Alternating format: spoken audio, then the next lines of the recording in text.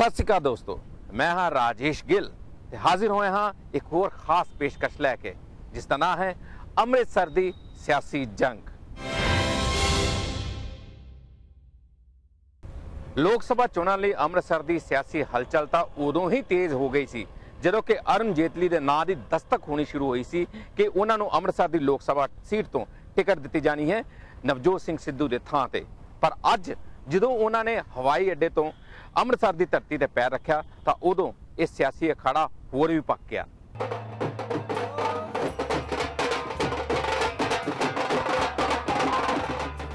अरुण जेतली अमृतसर तो अपने नां दे ऐलान तो बाद पहली बार जब गुरु नगरी पहुंचे तो उन्हां दे स्वागत दे लई श्रोमणी अकाली दल ते भाजपा दोहां पब्बां पार हो गई।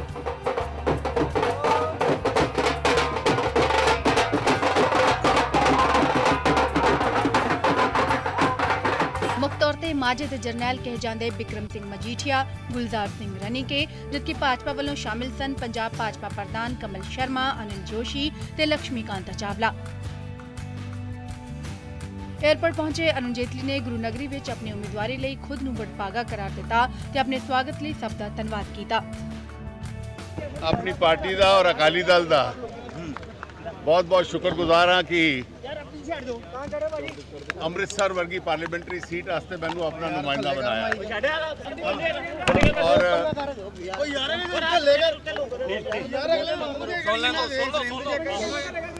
असी लोग मैं राजनीतिक जीवन इससे बहुत लंबे अरसे तो हाँ, लेकिन अमृतसर वर्गे हल्के दे नाल जुड़न दा जिहड़ा सौभाग्य होए मेरी पार्टी ने मैनू दिता है, मैं उन्हां दा बहुत शुक्रगुजार हाँ। खुली जीप विच सवार जेतली फिर अमृतसर दे नोवेल्टी चौक पहुंचे जिथे भारी गिनती विच लोग ते भाजपा वर्कर मौजूद सन।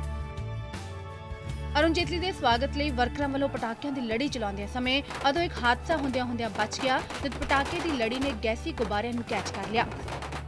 इस नाल छोटा धमाका होया ते चंगियाड़े कईयां ते डिगे पर स्थिति नूं संभाल लिया गया। नोवेल्टी चौक तो बाद अरुण जेतली दा काफिला पहुंचा अमृतसर दे वक-वक तकरीबन 11 चौकां ते। अपने रोड शो विच जेतली दा स्वागत जोरां शोरां दे नाल कीता गया।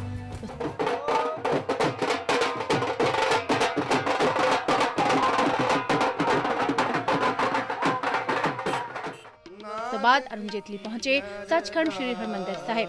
दरबार साहिब विच नतमस्तक होण पहुंचे अरुण जेतली दे नाल श्रोमणी अकाली दल ते भाजपा दे आगू मौजूद रहे।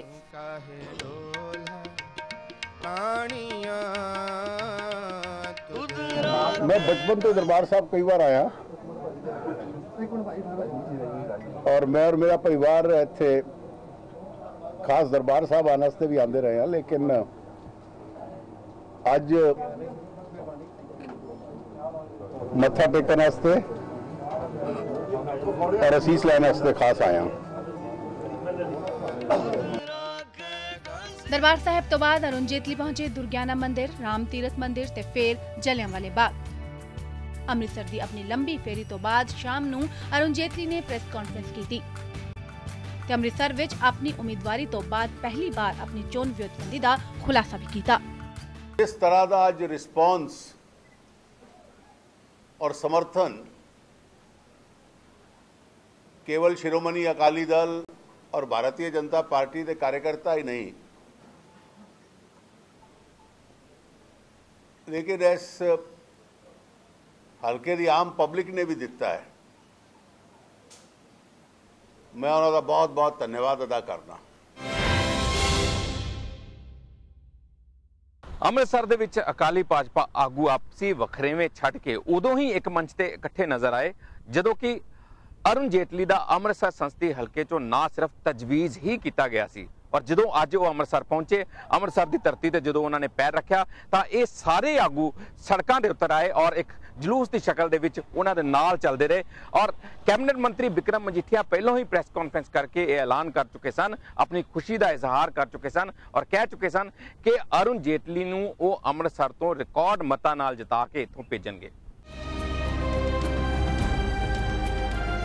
ਅੰਮ੍ਰਿਤਸਰ ਲੋਕ ਸਭਾ ਸੀਟ ਤੋਂ ਭਾਜਪਾ ਦੇ ਉੱਪਰਲੀ ਕਤਾਰ ਦੇ ਆਗੂ ਅਰੁਣ ਜੇਤਲੀ ਦੇ ਐਲਾਨ ਦੇ ਨਾਲ ਹੀ ਅੰਮ੍ਰਿਤਸਰ ਵਿੱਚ ਅਕਾਲੀ ਦਲ ਨੇ ਉਹਨਾਂ ਦੀ ਜਿੱਤ ਲਈ ਵੀ ਪੂਰਾ ਦਲ ਬਲ ਲਗਾ ਕੇ ਉਹਨਾਂ ਨੂੰ ਰਿਕਾਰਡ ਜਿੱਤ ਦਿਵਾਉਣ ਦਾ ਦਾਅਵਾ ਕਰ ਦਿੱਤਾ ਹੈ।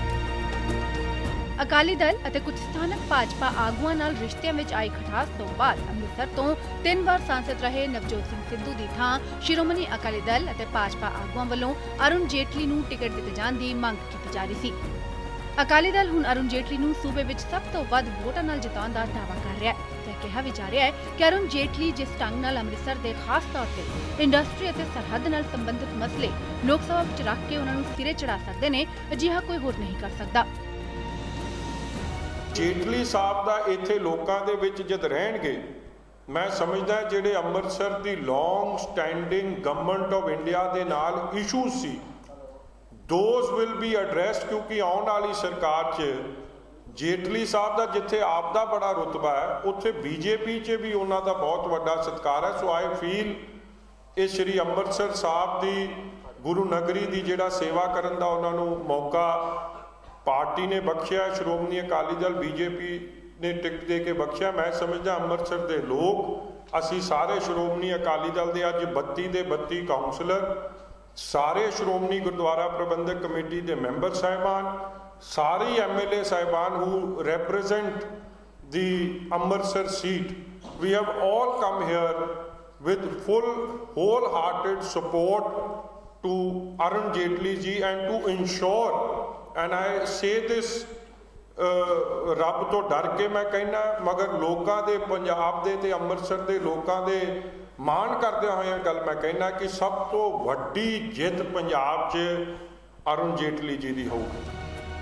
ਮਜੀਠੀਆ ਨੇ ਕਿਹਾ ਕਿ ਉਹਨਾਂ ਨੂੰ ਕਾਂਗਰਸ ਦੀ ਅੰਦਰੂਨੀ ਖਬਰਾਂ ਆ ਰਹੀਆਂ ਨੇ ਕਿ ਜਦ ਦਾ ਅਰੁਣ ਜੇਤਲੀ ਦਾ ਨਾਂ ਅੰਮ੍ਰਿਤਸਰ ਤੋਂ ਐਲਾਨਿਆ ਗਿਆ ਹੈ, ਉਦੋਂ ਤੋਂ ਅੰਮ੍ਰਿਤਸਰ ਵਿੱਚ ਕੋਈ ਵੀ ਕਾਂਗਰਸੀ ਉਹਨਾਂ ਸਾਹਮਣੇ ਚੋਣ ਲੜਨ ਨੂੰ ਤਿਆਰ ਨਹੀਂ ਹੋ ਰਿਹਾ। ਨਾਲ ਹੀ ਉਹਨਾਂ ਇਹ ਵੀ ਕਿਹਾ ਜੇਤਲੀ ਦੇ ਖਿਲਾਫ ਉਮੀਦਵਾਰ ਕੋਈ ਵੀ ਆ ਜਾਵੇ, ਜਿੱਤ ਜੇਤਲੀ ਦੀ ਹੀ ਪੱਕੀ ਰਹੇਗੀ। Personally, I am very well informed of what is going on in the Congress party also. Ever since Mr. Jaitley's name has been announced since last night, let me tell you that most of the Congresses are unwilling to contest from Amritsar. Yes, out of sheer danda from the Congress party on top and majboori naal ਉਹ ਜ਼ਰੂਰ election ਲੜਨਗੇ, ਮਗਰ ਦਿਲੋਂ ਜੇ ਤੁਸੀਂ ਕਿਸੇ ਨੂੰ ਘਰੇ ਜਾ ਕੇ ਪੁੱਛੋ ਅੱਜ ਉਹ ਇਲੈਕਸ਼ਨ ਲੜ ਕੇ ਰਾਜੀ ਨਹੀਂ ਹੈ। ਐਂਡ ਇਹ ਹਾਲਾਤ ਕੱਲੇ ਅੰਮ੍ਰਿਤਸਰ ਦੇ ਨਹੀਂ ਆ। ਮੈਂ ਪਹਿਲੀ ਵਾਰੀ ਵੇਖਿਆ ਕਿ ਕਾਂਗਰਸ ਦੇ ਇਹ ਜਿਹੇ ਹਾਲਾਤ ਅੱਜ ਖੜੇ ਹੋ ਗਏ ਆ। ਉਹਨਾਂ ਦਾ ਜਿੰਨੇ ਵੀ ਵਜ਼ੀਰ ਰਹੇ ਆ, ਮੈਂ ਸ਼ੈਲਜਾ ਜੀ ਦਾ, not that I have anything personal against her, ਮਗਰ 10 ਸਾਲ ਵਜ਼ੀਰ ਰਹਿ ਕੇ ਅੱਜ ਤੁਸੀਂ ਇਲੈਕਸ਼ਨ ਨਹੀਂ ਕੰਟੈਸਟ ਕਰਨਾ ਚਾਹ ਰਹੇ ਤੇ ਸੁਭਾਵਿਕ ਹੈ ਤੁਸੀਂ ਲੋਕਾਂ ਤੋਂ ਭੱਜਦੇ ਹੋ। ਮੀਡੀਆ ਦੇ ਸਵਾਲਾਂ ਦਾ ਜਵਾਬ ਦਿੰਦਿਆਂ ਮਜੀਠੀਆ ਨੇ ਅੰਮ੍ਰਿਤਸਰ ਲੋਕ ਸਭਾ ਸੀਟ ਤੋਂ 3 ਵਾਰ ਸਾਂਸਦ ਬਣੇ ਸਿੱਧੂ ਨਾਲ ਆਪਣਾ ਕੋਈ ਵੀ ਬਖੇੜਾ ਹੋਣ ਤੋਂ ਇਨਕਾਰ ਕੀਤਾ ਤੇ ਕਿਹਾ ਕਿ ਇਹ ਸਭ ਮੀਡੀਆ ਦੀ ਅਫਵਾਹਾਂ ਨੇ, ਕਿਉਂਕਿ ਸਿੱਧੂ ਉਹਨਾਂ ਦੇ ਵੱਡੇ ਭਰਾ ਨੇ। ਸਿੱਧੂ ਸਾਹਿਬ is an elder brother. We have always supported him. He was the candidate the last time, even the time before that, and even in the last elections, if you remember very clearly, it was because of a wholehearted support of the Shiromani Akali Dal cadre worker from bottom right to the top that he actually won. So he's an elder brother and we are very supportive of him. Mr. Sidhu ever said that it's all because it makes spicy news for all of you and people stand up and listen to that news. So I guess you do tend to go that extra mile, but if I had any differences, you saw the lead that he got from my constituency. He got the biggest lead from there last time. So there's nothing of this sort, and I've said it very clearly that he is an elder brother and we have always stood by him through thick and thin. Yes. Majithia ਦੀ ਇਸ ਗੱਲ ਤੋਂ ਇਹ ਅੰਦਾਜ਼ਾ ਵੀ ਲਗਾਇਆ ਜਾ ਸਕਦਾ ਹੈ ਕਿ ਸਿੱਧੂ ਵੀ ਅੰਮ੍ਰਿਤਸਰ ਵਿੱਚ ਜੇਤਲੀ ਵਾਸਤੇ ਪ੍ਰਚਾਰ ਕਰਨ ਆਉਣਗੇ।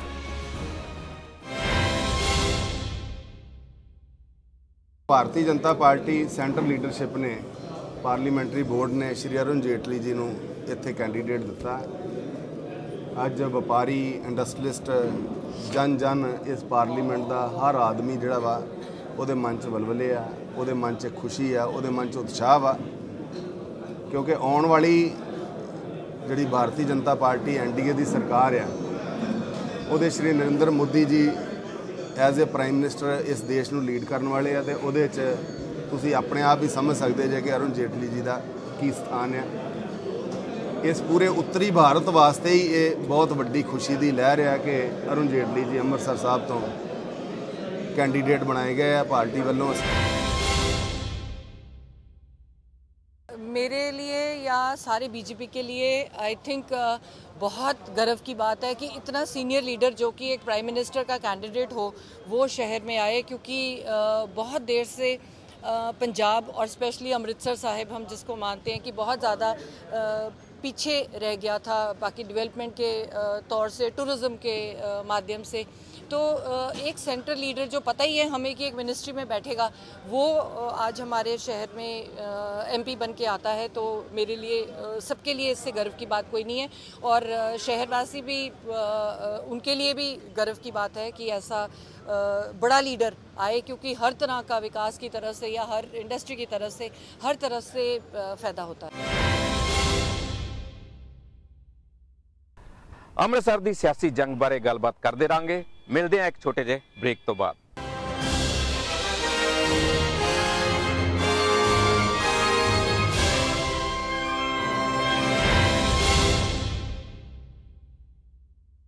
ਨਵਜੋਤ ਸਿੰਘ ਸਿੱਧੂ ਹਾਲਾਂਕਿ ਅੰਮ੍ਰਿਤਸਰ ਤੋਂ 3 ਵਾਰ ਸੰਸਦ ਬਣੇ, ਪਰ ਉਹਨਾਂ ਦੀ ਸਥਾਨਕ ਤੌਰ ਤੇ ਜਿਹੜੀ ਭਾਜਪਾ ਆਗੂਆਂ ਨਾਲ ਅੰਦਰੂਨੀ ਫੁੱਟ ਸੀ, ਔਰ ਇੱਥੋਂ ਤੱਕ ਕਿ ਜਦੋਂ ਉਹਨਾਂ ਦੀ ਅਕਾਲੀਆਂ ਨਾਲ ਖਹਿਬਾਜ਼ੀ ਸ਼ੁਰੂ ਹੋ ਗਈ ਤੇ ਭਾਜਪਾ ਬੇਹੱਦ ਦੁਚੱਤੀ ਦੇ ਵਿੱਚ ਸੀ, ਉਲਝਣ ਦੇ ਵਿੱਚ ਸੀ ਕਿ ਕਿਸ ਉਮੀਦਵਾਰ ਨੂੰ ਟਿਕਟ ਦਿੱਤੀ ਜਾਏ ਜਿੱਥੇ ਕਿ ਸਾਰੇ ਇਹ ਵਖਰੇਵੇਂ ਦੂਰ ਹੋ ਜਾਣ, ਸਾਰੀਆਂ ਦੂਰੀਆਂ ਖਤਮ ਹੋ ਜਾਣ। ਔਰ ਜਦੋਂ ਅਰੁਣ ਜੇਟਲੀ ਦਾ ਨਾਂ ਆਇਆ ਤਾਂ ਇਹ ਸਾਰੇ ਵਖਰੇਵੇਂ ਵਾਕਿਆ ਹੀ ਦੂਰ ਹੋ ਗਏ।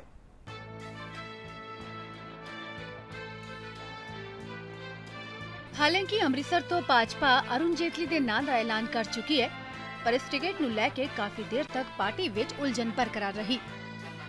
ਇੱਕ ਪਾਸੇ ਜਿੱਥੇ ਮੌਜੂਦਾ member parliament Navjot Singh Sidhu seat ਛੱਡਣ ਨੂੰ ਤਿਆਰ ਨਹੀਂ ਸਨ, ਤਾਂ ਦੂਜੇ ਪਾਸੇ ਉਹਨਾਂ ਦੀ ਪਾਰਟੀ ਦੇ ਨੇਤਾ ਨਹੀਂ ਚਾਹੁੰਦੇ ਸਨ ਕਿ ਸਿੱਧੂ ਨੂੰ ਅੰਮ੍ਰਿਤਸਰ ਤੋਂ ਟਿਕਟ ਦਿੱਤਾ ਜਾਏ। ਸਿੱਧੂ ਪਹਿਲਾਂ ਹੀ ਅੰਮ੍ਰਿਤਸਰ ਵਿੱਚ ਵਿਕਾਸ ਕਾਰਜਾਂ ਨੂੰ ਲੈ ਕੇ ਮੁੱਖ ਮੰਤਰੀ ਪੰਜਾਬ ਤੇ ਉਪ ਮੁੱਖ ਮੰਤਰੀ ਤੇ ਸਵਾਲ ਚੁੱਕ ਚੁੱਕੇ ਸਨ। ਸਿੱਧੂ ਭਾਜਪਾ ਦੇ ਸਟਾਰ ਪ੍ਰਚਾਰਕ ਨੇ। ਭਾਜਪਾ ਹਾਈਕਮਾਨ ਨਾ ਤਾਂ ਸਿੱਧੂ ਨੂੰ ਨਾਰਾਜ਼ ਕਰਨਾ ਚਾਹੁੰਦੀ ਸੀ ਤੇ ਨਾ ਹੀ ਬਾਦਲ ਪਰਿਵਾਰ ਨੂੰ। ਅਜਿਹੇ ਵਿੱਚ ਭਾਜਪਾ ਹਾਈਕਮਾਨ ਇਸ ਅਜਿਹੇ ਸੰਕਟ ਵਿੱਚ ਫਸ ਗਈ ਕਿ ਅੰਮ੍ਰਿਤਸਰ ਲੋਕ ਸਭਾ ਸੀਟ ਤੋਂ ਟਿਕਟ ਕਿਸ ਨੂੰ ਦਿੱਤਾ ਜਾਏ।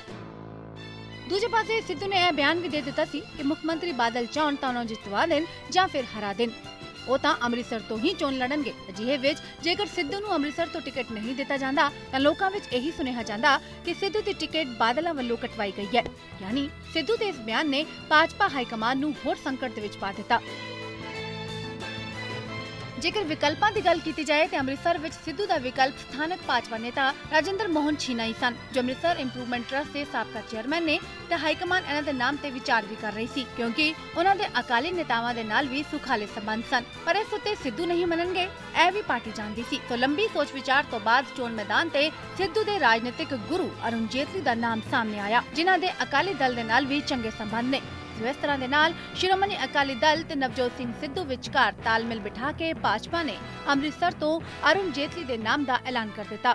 ਤੇ ਇਸ ਐਲਾਨ ਤੋਂ ਪਹਿਲਾਂ ਸਿੱਧੂ ਨੇ ਵੀ ਜੇਟਲੀ ਦੇ ਨਾਂ ਤੇ ਮੋਹਰ ਲਗਾ ਦਿੱਤੀ, ਪਰ ਕਿਸੇ ਹੋਰ ਥਾਂ ਤੋਂ ਚੋਣ ਲੜਨ ਤੋਂ ਇਨਕਾਰ ਕਰ ਦਿੱਤਾ। रघुकुल रीत सदा चली आई, प्राण जाए पर वचन न जाए। मैं अमृतसर के लिए पहले दिन से आज तक ऋणी भी हूं, एहसानमंद भी हूं, वचनबद्ध भी हूं। वो मेरी कर्म भूमि भी है, मेरे गुरु का स्थान भी है, मेरी पगड़ी भी है। जिस दिन पहली बार चुनाव लड़ने गया था तो उन लोगों को वचन दिया था कि या चुनाव अमृतसर से लड़ूंगा या नहीं लड़ूंगा।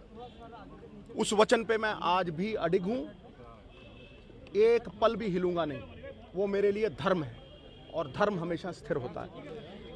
पार्टी आज ये तय कर सकती है, निर्णय कर सकती है कि जेटली साहब अमृतसर से चुनाव लड़ेंगे। मैं उनका स्वागत करता हूं, वो मेरे गुरु हैं, इसलिए मेरी कोई आपत्ति ही नहीं। लेकिन मैं कहीं और से चुनाव नहीं लड़ूंगा, ये भी तय है। मैंने आज तक पार्टी से 3 चुनाव लड़ा हूं, कभी टिकट नहीं मांगा, कुछ और मांगने का भी सवाल ही नहीं पैदा होता। सौदेबाजी का सवाल ही नहीं पैदा होता, किंतु परंतु का सवाल पैदा नहीं होता, लेन देन का सवाल नहीं पैदा होता। मेरा रिश्ता भारतीय जनता पार्टी अमृतसर और जेटली साहब से पवित्र है, और पवित्र रिश्ता न्यौछावर करना जानता है, बदले में कुछ मांगता नहीं है। इसलिए जो भी निर्णय होगा वो शिरोधारी होगा, लेकिन सिद्धू जिंदगी में न्यौछावर करेगा, कभी कुछ मांगेगा नहीं और स्वागत करता रहेगा हर पार्टी के निर्णय का। गल कर रहे हैं अमृतसर की सियासी जंग की। ਅਸੀਂ ਵਾਰ-ਵਾਰ ਗੱਲ ਕਰ ਰਹੇ ਹਾਂ ਕਿ ਨਵਜੋਤ ਸਿੰਘ ਸਿੱਧੂ ਦੇ ਸਥਾਨਕ ਆਗੂਆਂ ਨਾਲ, ਸਥਾਨਕ ਭਾਜਪਾ ਆਗੂਆਂ ਨਾਲ ਜਿਹੜੇ ਵਖਰੇਵੇਂ ਸਨ ਉਸ ਬਾਰੇ ਗੱਲਬਾਤ ਕਰ ਰਹੇ ਸਾਂ। ਅਕਾਲੀ ਦਲ ਨਾਲ ਜਿਹੜੀ ਖਹਿਬਾਜੀ ਸਾਹਮਣੇ ਆਈ ਉਸ ਬਾਰੇ ਗੱਲਬਾਤ ਕਰ ਰਹੇ ਸਾਂ। ਇਹ ਸਾਰੀ ਗੱਲਬਾਤ ਕੀ ਸੀ? ਸਭ ਤੋਂ ਪਹਿਲਾਂ ਨਵਜੋਤ ਸਿੰਘ ਸਿੱਧੂ ਦਾ 36 ਦਾ ਅੰਕੜਾ ਬਣਿਆ ਰਜਿੰਦਰ ਮੋਹਨ ਸਿੰਘ ਚੀਨਾ ਨਾਲ ਭਾਜਪਾ ਆਗੂ ਜਿਹੜੇ ਕਿ ਹੁਣ ਵੀ ਟਿਕਟ ਦੇ ਦਾਅਵੇਦਾਰ ਸਨ। ਉਸ ਤੋਂ ਬਾਅਦ ਉਹਨਾਂ ਦੀ ਕੈਬਨਿਟ ਮੰਤਰੀ ਅਨਿਲ ਜੋਸ਼ੀ ਨਾਲ ਖਹਿਬਾਜੀ ਜਿਹੜੀ ਉਹ ਸਾਹਮਣੇ ਆਉਂਦੀ ਰਹੀ, ਇੱਥੋਂ ਤੱਕ ਕਿ उप मुख्यमंत्री सुखबीर बादल ਨੂੰ ਅੰਮ੍ਰਿਤਸਰ ਆ ਕੇ ਪ੍ਰੈਸ ਕਾਨਫਰੰਸ ਵੀ ਕਰਨੀ ਪਈ।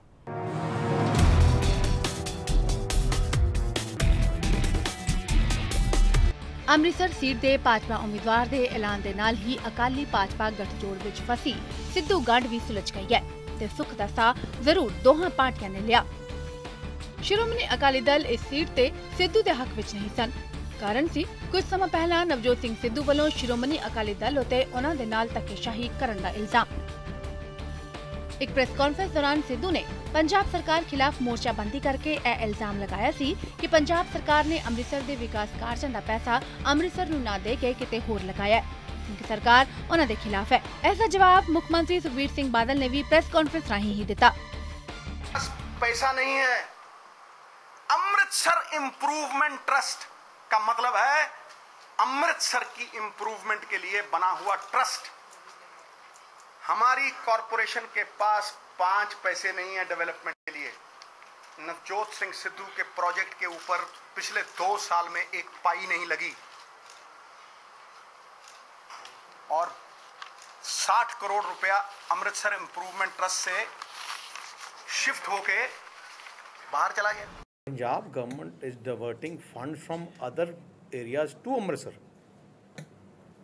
He is not aware of the fact that we are starting within 2 months projects worth more than 1400 crores. 1400 crores. जिन्हां दे foundation stone मैं इस महीने अगले महीने ते अगले ते महीने काम टेंडर भी होए दे कोई किसी का टेंडर हो गया, किसी का होने वाला है, किसी का टेंडर अखबारां च आ गया। And we are coming out with a full-fledged master plan. And master plan is not talk, it's like everything reached the final stage. And Amritsar ko 1400 crore kithe Chandrakar, we are all from all our sources, from Pudda, from other institutions, we are putting money there. So I assure this thing that 2 years from now, I'm saying, you will not be able to recognize Amritsar. 2 years from not recognize means ਤੁਹਾਨੂੰ ਕਹਾਂਗੇ ਯਾਰ ਸ਼ਹਿਰ ਨੂੰ ਹੋਇਆ ਕੀ ਹੈ, ਜਿਵੇਂ ਬਠਿੰਡਾ ਲੋਕੀ recognise ਨਹੀਂ ਕਰਦੇ ਨਾ ਕਿ ਲੋਕੀ ਕਿਹਾ ਪਹਿਲੇ ਕੀ ਸੀ ਤੇ ਅੱਜ ਕੀ ਹੈ, same thing will be of Amritsar. Sidhu ਨੇ ਇਹ ਇਲਜ਼ਾਮ ਵੀ ਲਗਾਇਆ ਸੀ ਕਿ ਅੰਮ੍ਰਿਤਸਰ ਦੇ ਸਾਰੇ ਵਿਕਾਸ ਪ੍ਰੋਜੈਕਟ ਪੰਜਾਬ ਸਰਕਾਰ ਵੱਲੋਂ ਰੋਕ ਦਿੱਤੇ ਗਏ ਨੇ, ਇਸ ਲਈ ਉਹ ਅੰਮ੍ਰਿਤਸਰ ਦੇ ਵਿਕਾਸ ਨੂੰ ਲੈ ਕੇ ਵਿਚਾਰੇ ਬਣ ਗਏ ਨੇ। ਉਹਨਾਂ ਦੇ ਸਾਰੇ ਇਲਜ਼ਾਮਾਂ ਦਾ ਜਵਾਬ ਉਪ ਮੁੱਖ ਮੰਤਰੀ ਸੁਖਬੀਰ ਸਿੰਘ ਬਾਦਲ ਨੇ ਭਾਵੇਂ ਕਿ ਦਿੱਤਾ, ਪਰ ਸਿੱਧੂ ਦੀ ਬਦਖਿਲਾਫੀ ਜਿੱਥੇ ਸ਼੍ਰੋਮਣੀ ਅਕਾਲੀ ਦਲ ਨੂੰ ਨਾਰਾਜ਼ ਕਰ ਗਈ, ਉੱਥੇ ਭਾਜਪਾ ਲਈ ਵੀ ਸਿਰਦਰਦੀ ਖੜੀ ਕਰ ਗਈ। ਮੰਨਿਆ ਉਦੋਂ ਹੀ ਜਾ ਰਿਹਾ ਸੀ ਕਿ ਇਸ ਵਾਰ ਸਿੱਧੂ ਨੂੰ ਅੰਮ੍ਰਿਤਸਰ ਦੀ ਸੀਟ ਨਹੀਂ ਮਿਲ ਸਕੇਗੀ ਤੇ ਆਖਿਰ ਭਾਜਪਾ ਨੇ ਇਸ ਸੀਟ ਤੋਂ ਅਰੁਣ ਜੇਤਲੀ ਦੇ ਨਾਮ ਦਾ ਐਲਾਨ ਕਰ ਇਸ ਸੀਟ ਨੂੰ ਲੈ ਕੇ ਪੈਦਾ ਹੋਏ ਖਾਲੀਪਨ ਨੂੰ ਭਰਨ ਦੀ ਭਰਪੂਰ ਕੋਸ਼ਿਸ਼ ਕੀਤੀ। ਅੰਮ੍ਰਿਤਸਰ ਸੰਸਦੀ ਹਲਕੇ ਦੀ ਜੇ ਗੱਲ ਕਰੀਏ ਤਾਂ ਅੰਮ੍ਰਿਤਸਰ ਸੰਸਦੀ ਹਲਕੇ ਤੇ सांसद नवजोत सिंह सिद्धू के अमृतसर आने तो पहला कांग्रेस का ही प्रभाव बनया रहा। इत्थों तक कि जिहड़े सब तो पहला गुरमुख सिंह मुसाफिर जिहड़े कि 1952 के सांसद बने सन, वो भी इंडियन नैशनल कांग्रेस के सन और RL पार्टियां ने तो 5 बार इत्थों MP बन के एक रिकॉर्ड बनाया हुआ है। सांसद नवजोत सिंह सिद्धू 3 बार इत्थों सांसद बने हैं, पर इस तो पहला कांग्रेस का ही प्रभाव इस सीट से वेखण नूं मिलता रहा है और हुण जिहड़ा प्रभाव इस दे उल्ट चल रहा है और हुण जिहड़े लीडर आए हैं उस तो लगता है कि यह प्रभाव जिहड़ा लगातार जारी रहेगा।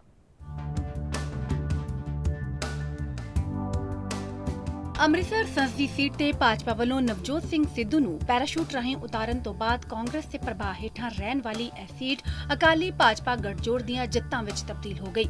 ਇਸ ਸੰਸਦੀ ਸੀਟ ਤੇ 1952 ਵਿੱਚ ਬਣਨ ਵਾਲੇ ਪਹਿਲੇ ਸਾਂਸਦ ਸਨ ਗੁਰਮੁਖ ਸਿੰਘ ਮੁਸਾਫਿਰ।